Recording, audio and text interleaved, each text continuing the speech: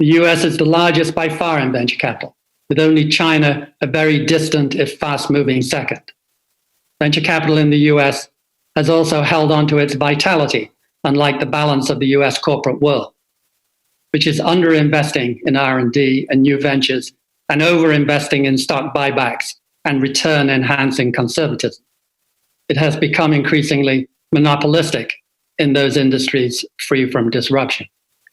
Meanwhile, the brightest and best no longer go to consulting or Goldman Sachs or to Procter & Gamble, but go to California to start a new firm. The Grantham Foundation, by the way, has 60% of its principal in venture capital and has received 19% compounded a year since 2000 from a very low base.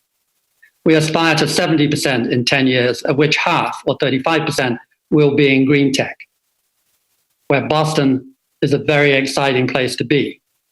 We have Greenlight producing messenger RNA at 35 cents a gram this year, down from $1,000 a gram last year, and useful for vaccines. We have biological bugs to replace Haber-Bosch nitrogen that currently is responsible for feeding half the world.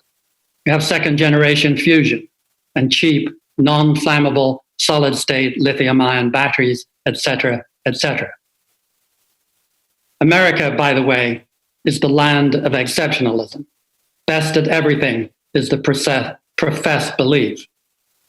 But sadly, these days, this belief is merely wishful thinking.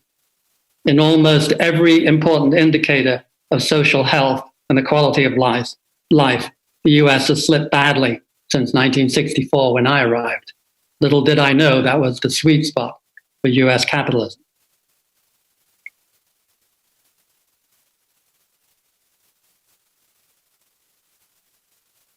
There is an incredible correlation between all the indicators of social well-being and income inequality.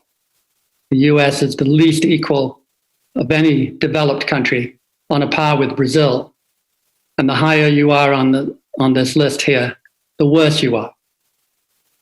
The US is actually dead last in about a third of the measures that really matter to me. But at least its belief in venture capital and its willingness to embrace creative destruction, the US really is exceptional.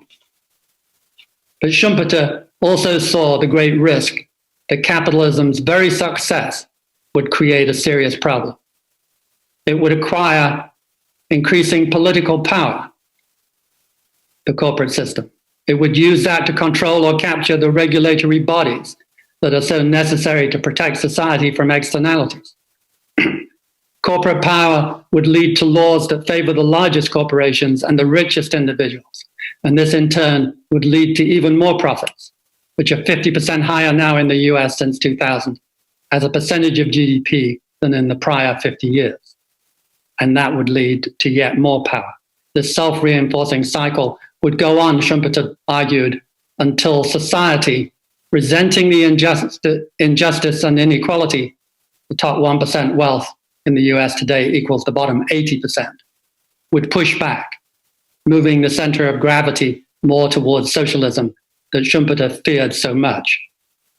The situation in the US today makes his fears seem right on the money, just as the current flowering of creative destruction in the US also seems to perfectly capture the other, more positive spirit of the moment. So, thank you for that bit. I will now move on to my quick review of the score in climate change.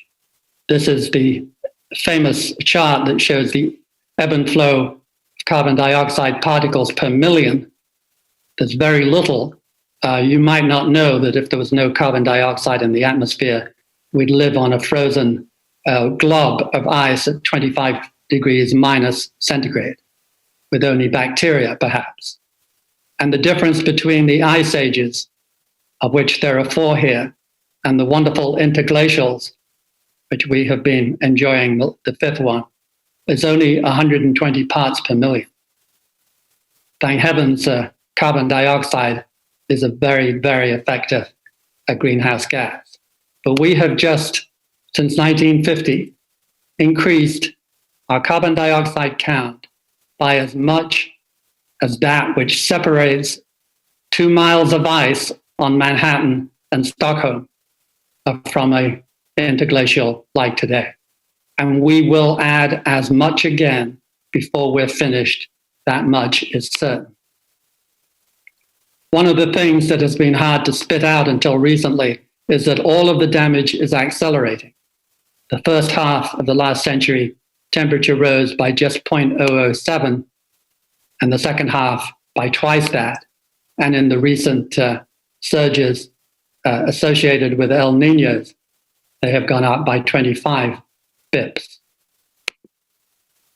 That's a color demonstration of the air temperature increasing. Pretty clear. The most dependable output is heavier downpours because of more water vapor. And that is the most damaging of all the effects, is the increased heavy flooding around the world. This is the temperature in black of the top 2,000 meters of the ocean. And on the right, it says that from 1950 to 90, it increased by 37 heat units a year. And more recently, at 99 units, almost triple the rate. This is the flooding, the recent projection. The old projection for 2050 of Vietnam, the delta of the Mekong, and on the right, the new projection, almost totally underwater and saltified. It's one of the great rice-growing areas of the world, and the same applies in Thailand and Bangladesh and the Nile. Even faster acceleration is the melting of the ice caps. This really is lined up fairly. And the damage, in summary, in capitalist terms, rises dramatically. The droughts increase, the extreme temperature events, the wildfires, and the floods. But this is my favorite. This is global insured losses from wildfire. A great jump in the 1990s, 5 times more than the 1980s, a modest jump in the 2000s. And then through 2015, it was jogging along on par. 2016 caught up. 2017 was single-handedly more expensive than any decade. 2018 was almost identical, and 2019 has continued. Happily, the attitudes in the last 2 years have also changed dramatically. I like to think of her as Joan of Arc arriving in the nick of time. Finally, people beginning to stir. This is now looking long in the teeth. This was written in 2012, 8 years ago, and I was haranguing in Nature the scientists for being chickens. Be persuasive, be brave, be arrested if necessary. For heaven's sake, state your views as you honestly believe them. They were all understating. They were all terrified to draw too much attention. But now they speak out. I couldn't have written that last year. They put teeth into their peer-reviewed articles. The good news is the progress that we see in Boston, California, and around the world in renewable technology is also accelerating. This is the dramatic decrease in the cost of utility scale solar and onshore wind. And that's where coal is in full cost. The marginal cost of running a coal factory today is now more expensive than the best solar and the best wind. Dubai has the biggest and the cheapest. And 3 years ago, it was 3 cents a kilowatt hour, which was dramatic, almost unbelievable. And 3 years later, in phase 5, it's 1.7 cents. Far, far cheaper than any other form of fossil fuel energy on the planet, and still getting cheaper. And the wind, which was written off 10 years ago, has proven an enormous surprise, mainly because of scale. When you scale up a wind tower, you square the length of the blade, courtesy of pi r squared. It's the area that is swept by the blade. And as you get higher, you pick up wind speed. And wind speed is the cube to get the power. So a 140 mile an hour hurricane is not 17 times more dangerous than 120%, but something like 60%.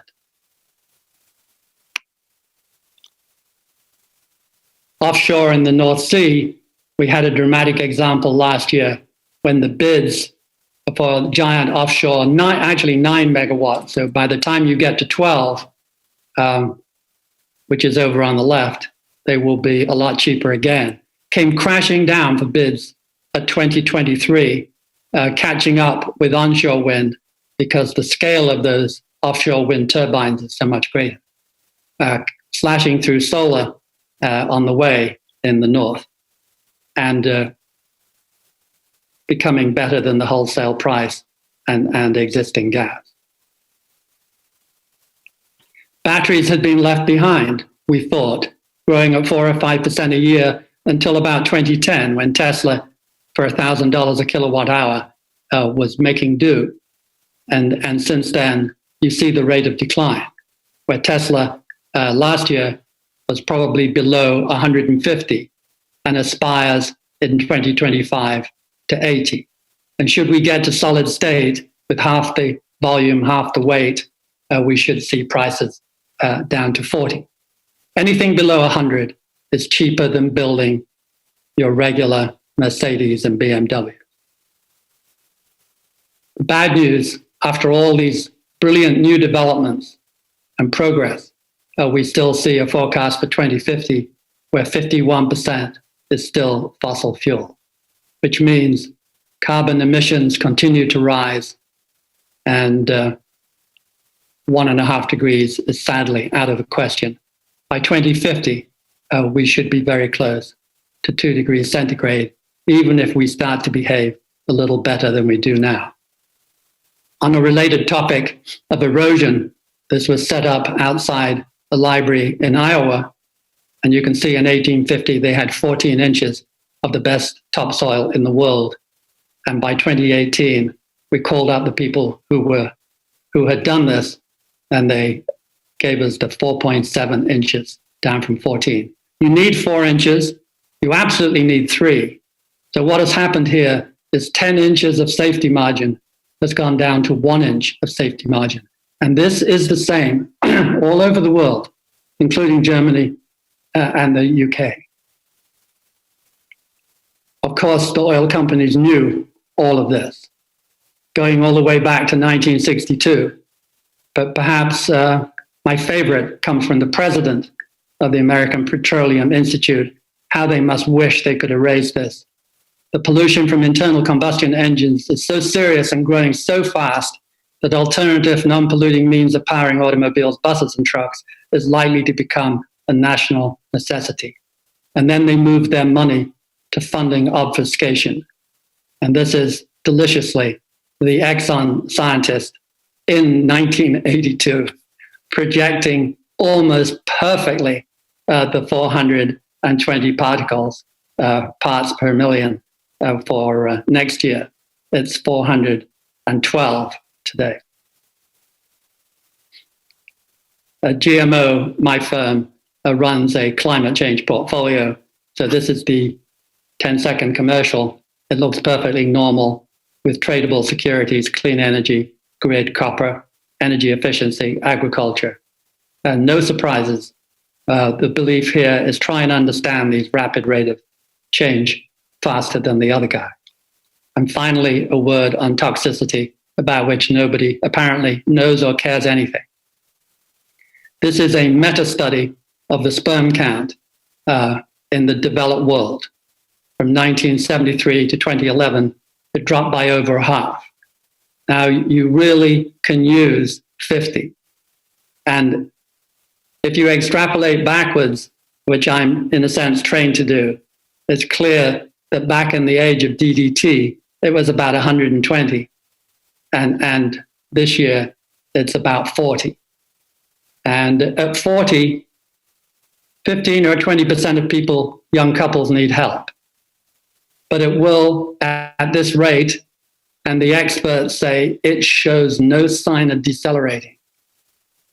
It will reach drastic levels, right? Even in 20 years, the average couple will need help. And this is all delivered to us courtesy of the enormous chemical exposure. And you should feel lucky in the EU. You are models of brilliant Confucian behavior compared to the US. You have 7,000 chemicals in cosmetics in Europe, and you have banned 1,300. We have 10,000 in the US, and we have banned 11. Spare a little sympathy for us. The bad news is that it is going to come in bearing down on population growth at exactly the time that choice and postponement is reducing fertility. And the new labor force growth has always been a big part of GDP. Over on the left in 1950-75, we had a lot of productivity, but also 1% plus a year. And in 75 to 2000, even 1.3% increase in working hours offered to the marketplace, and then dropping and dropping. And in the future, we will be lucky to have anything positive in the US at all. And in Europe, you will definitely be negative. And this bears straight onto productivity also, with fewer people, slower introduction of new ideas, bearing down on productivity. So by 2050, 2100, we will be almost treading water. And these are considerations that remarkably have been avoided by mainstream economics.